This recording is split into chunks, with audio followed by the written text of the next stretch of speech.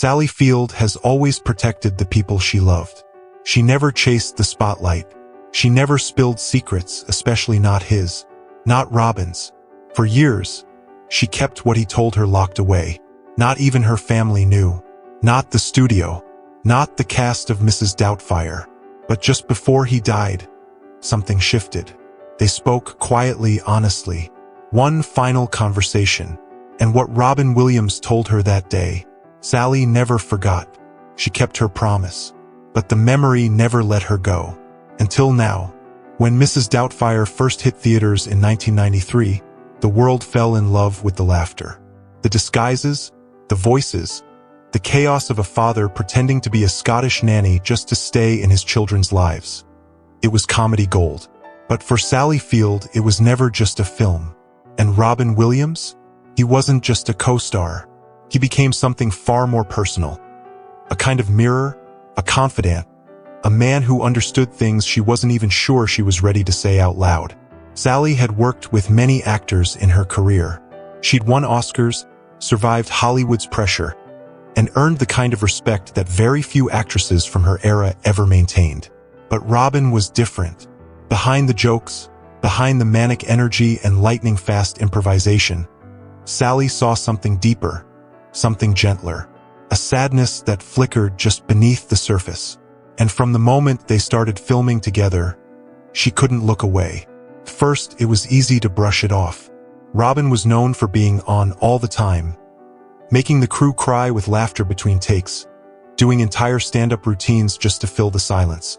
But when the cameras stopped rolling, so did the act. That's when Sally began to notice things. The way he withdrew, the sudden silences, the way his smile would fade the moment no one was watching. She later admitted in interviews that Robin had an energy unlike anyone she had ever met. But what she didn't share publicly, at least not for years, was how deeply that energy cost him. She watched him pour every ounce of himself into other people, making them laugh, carrying their pain, hiding his own. They had long, late-night talks between takes. Not the kind you forget. Conversations about fame, about fear, about what it meant to always be expected to perform, even when your heart wasn't in it. Robin opened up to her in ways few people ever did. And Sally, who had always kept her own struggles tightly guarded, found herself opening up, too.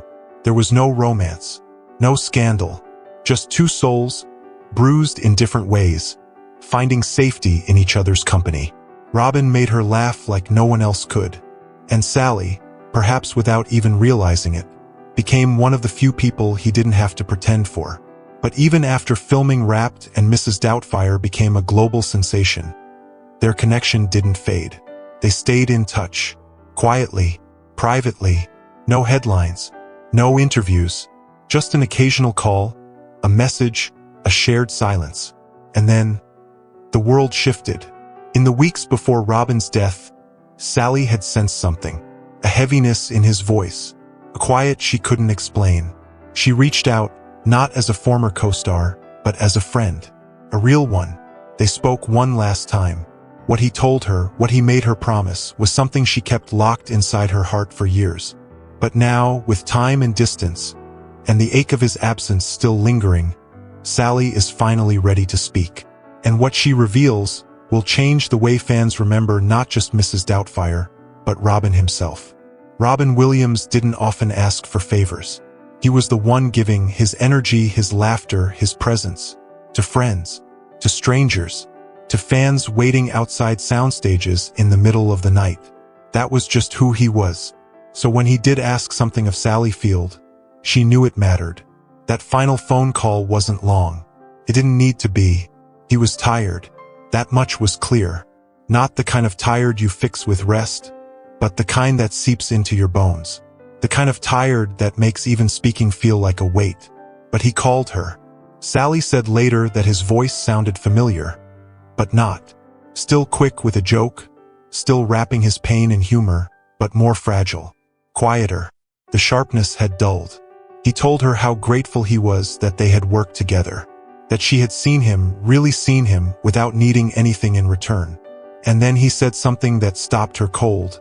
Promise me you won't tell them everything. She didn't ask who them was. She didn't have to. He was talking about the world, the media, the fans, even the people who claimed to have known him best. He didn't want sympathy. He didn't want his pain dissected or explained in headlines. All he wanted was to be remembered for the joy he gave others, not the private battles he couldn't always win. Sally agreed. Of course she did. She always kept her word. But what struck her most wasn't the request itself. It was how much he needed to say it out loud. How scared he was that once he was gone, the truth might spill out in ways he couldn't control. And what truth was that? It wasn't just about depression, or the diagnosis he hadn't yet revealed publicly. It was about shame, about feeling like he had somehow failed people just by being human. Robin, for all his brilliance, believed he had to be more than human. He thought the world needed him to be magic, to be unbreakable. But that night, he let the mask slip.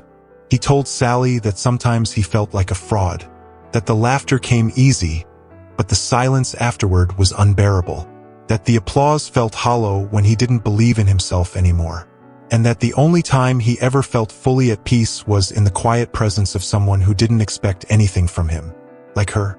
Sally never repeated his exact words, not to the press, not even to close friends. She honored the promise. But over time, the weight of that memory became harder to carry, not because she wanted to break her silence, but because she wanted people to understand why Robin's loss hurt so deeply. He wasn't just a funny man, she said in a rare interview years later. He was a man who gave more than he had, and he never let us see the cost. Those who knew Robin well said there was always a sadness behind the sparkle, a loneliness behind the laughter. But Sally? She lived it. She saw it up close, and she never forgot. That one conversation, the last one, wasn't just goodbye. It was a final moment of honesty, a confession without judgment, and a secret she still carries, because some promises, even now, are too sacred to break. When the news broke that Robin Williams had passed, the world stopped. For a moment, everything felt still, like the laughter had been pulled out of the air. Fans wept. Co-stars posted tributes. Late-night hosts barely held it together as they tried to honor the man who had once made the entire world forget its pain, even if only for a moment. But Sally Field didn't speak. Not right away. She didn't issue a statement. She didn't go on camera. She didn't join the wave of public mourning. For weeks, maybe months, she just disappeared from the conversation.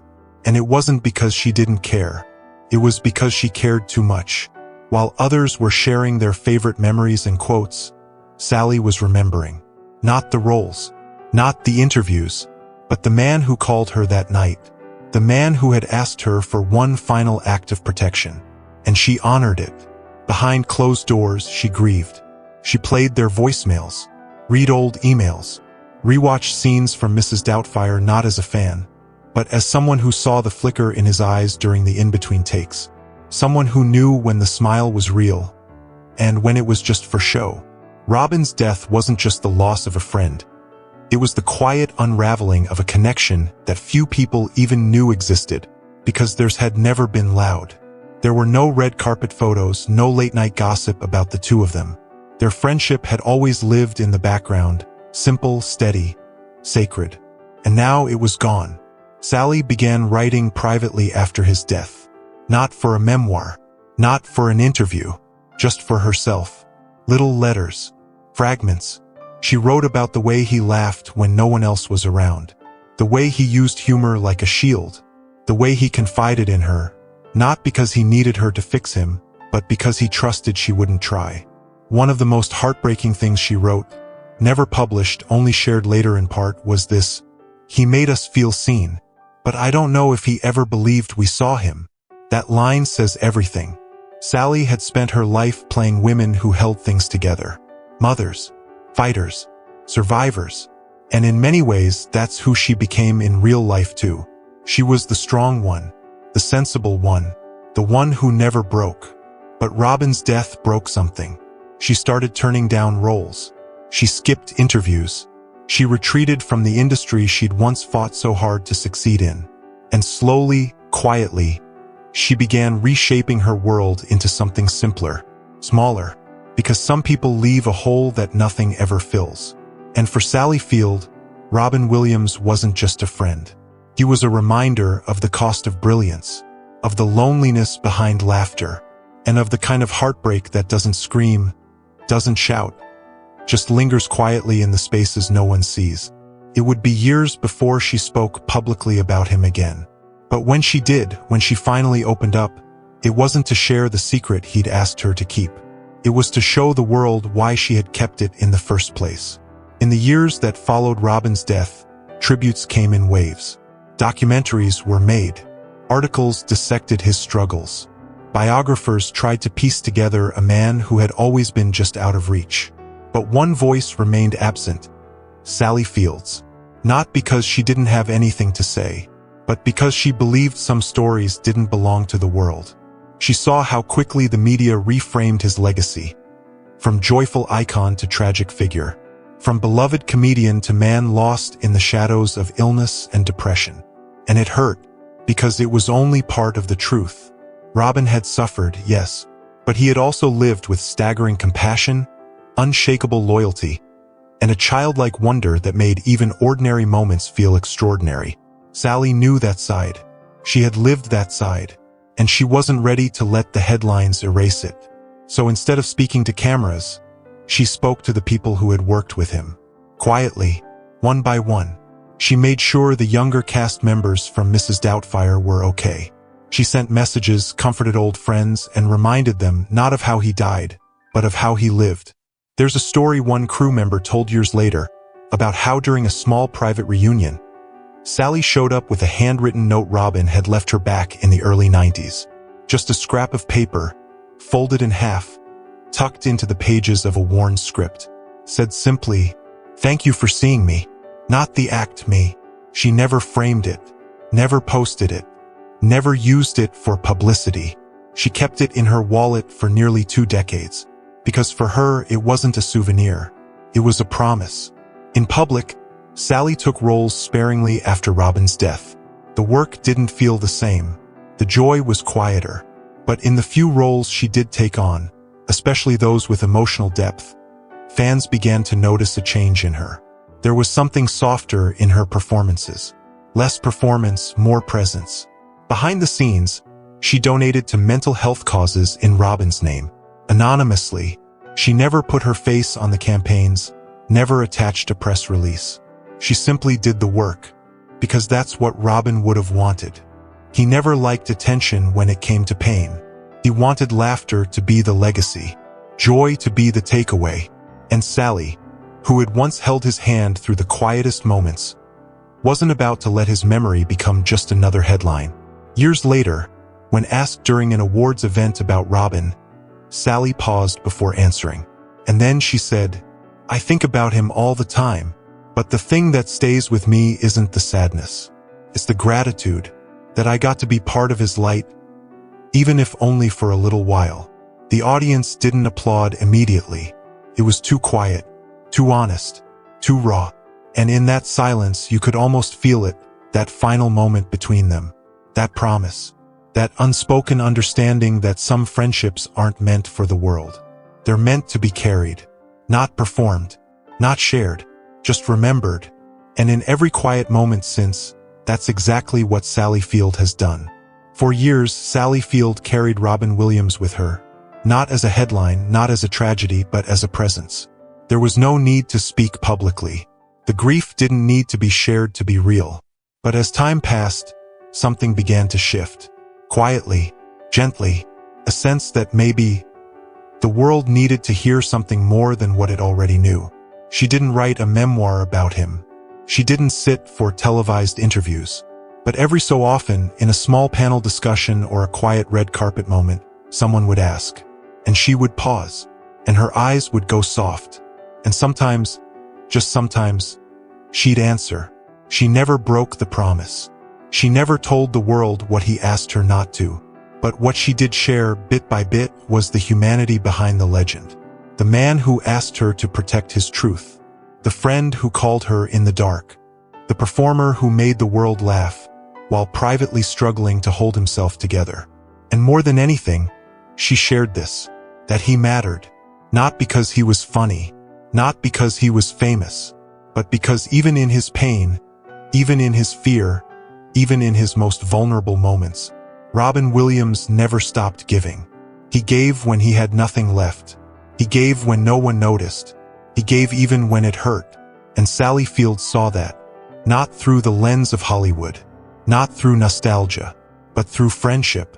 That's why she stayed silent for so long, because the story wasn't hers to tell, and the parts that were hers were too sacred to share.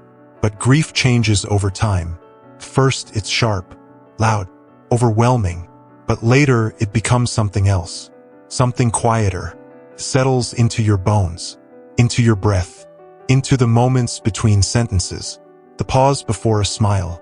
And sometimes, in that stillness, you realize that staying silent isn't the same as protecting someone. Sometimes, the most loving thing you can do is to tell the world who they really were. So now, all these years later, Sally isn't speaking to make headlines. She's not sharing Robin's words to feed curiosity.